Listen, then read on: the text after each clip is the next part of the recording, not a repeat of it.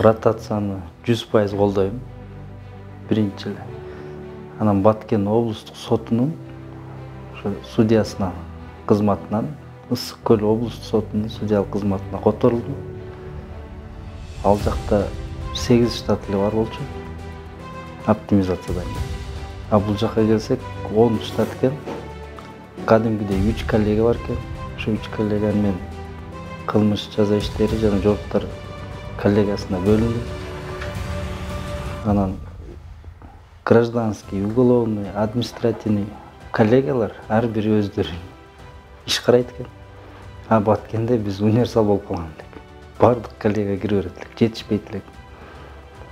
Анан ошо ротациянын туура болгондугу бул барган жерде мыйзамды сыйлап биринчи орунга коюп, ишти так убагында кароого кириштик.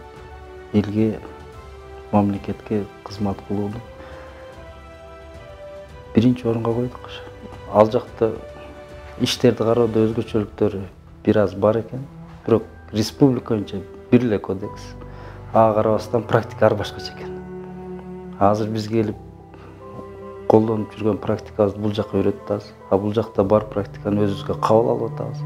Анан өздөштүрүп, бирок мына бат карап, секретарларыбыз, помощниктерден угуп атабыз уже. Өзгөчө бат карайт экенсиңер иштерди деп атат. Убагында тез караганга аракет кылып атабыз. Анан эски каралбай калган объемный группа лиц том иштер бар экен. Алар дагы буйрса жакын арада биз камсыз кылып берсе эле бат карайбыз. Мен өзүм өндүрүшүндөгү иштерди 99% аракет кылып бүтүрдүм. Даже ошо гуманизация болуп атат деп жаңы жагдайлар боюнча каралган иштерди калтырбай бүтүрүп келдим. Эми бере турган ошо жаңы түшүп калып которлордун астында дайындап койгон иштен 3-4 өткөрүп келдим. А так жок, токтоп жаткан, чоюлган, срогунан өтүп кеткен иштер жок. Баткен облустук сотуна салыштырмалуу Ысык Көл облустук сотунда иштин саны көп экен, чындап эле. Иштин саны көп экен. Ошого байланыштуу 3-4 эски иштер бар экен. Көп жылдан бери каралбай жаткан. Аларды мына аракет кылып, коллега түзүлдүк. Убагында бизге өткөн срокту эскиртпей карайбыз.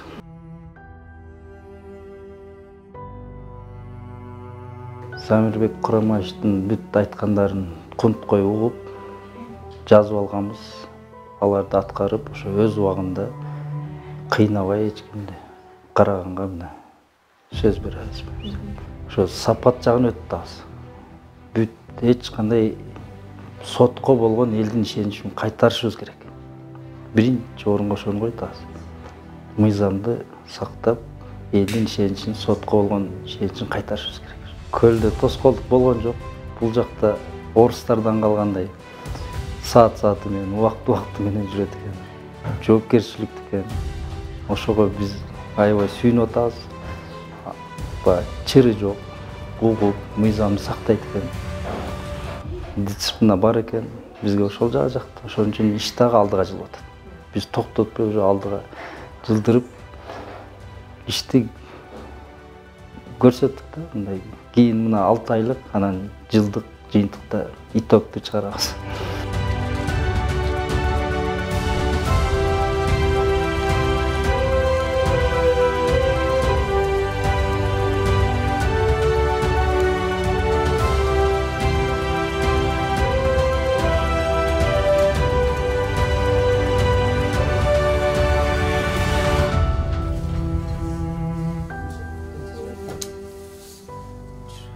Атам дагы судья, буга чейин айткан. Ошон үчүн көнүп калганбыз. Үй бүлөм мен менен болот. Айтканымды туура кабыл алып, 100% мага кошулду. Кайда барсаңар бирге болобуз деп. Мен ошо калтырбайм үй бүлөм. Бала чакамды, жубайымды алып 10-май күнү мен Ысык Көлгө келип калдым жумушка. Колдоду.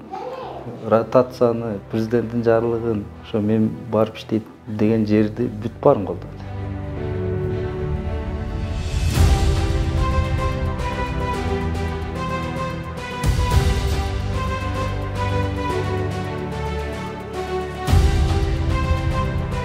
10-май күнү Караколго келдим. 3 балам ала келдим. Улуу кызым ошто окуп калган үчүн 9-класста аяктасын деп калтырдым. Андан кичүүсү дагы 5-класста окуйт эле. Чоң уулуму, кызымы, кичүү кенже баламы алып келдим. Мектепке киргизиш тоскоол болгон жок, кыйынчылык да туудурган жок. Мен өзүм барган жок. Жубайым мектептин директоруна барса, ой, сиздердин балдарды сразу алабыз да. Мына 2 баламы мектепке алып окуп атышат. Бул жерден акыр коңгуроо ачыккан атат эртең. Квартира маселеси. Кичине көйгөйлүү болду. Квартира издеп өзүбүз жарлыктардан 1-2 квартира көчтүм. Азыр коллегаларым улуу башынан баштап биз служебный үй бар экен, кызматтык үй бар экен эле. Аны улууларыбызга көрсөттүк, биринчи алар кирсин дедик. Эч ким кирбейбиз деп баш тартып жактырбагандан мен кире турган болдум. Азыр бүт сырдап, тазалап, оңдоп, түзөп кирем деп атам. Анан дагы жетишпеген жерин өзүм түзөп, оңдоп коем. Кызматтык үйдү ошо мага беришти. Баардыгы макул болду. Биз келген күндө эле укканбыз. 7 миң, 10 миң, 12 миң болуп атат деген квартиралар автоматически 15 миң, 20 миңге чыгып кетти. Мен бул квартиранын эси менен сүйлөшүп 14 миңге көндүрдүм. Бирок убактылуу кирип турам дегенмин.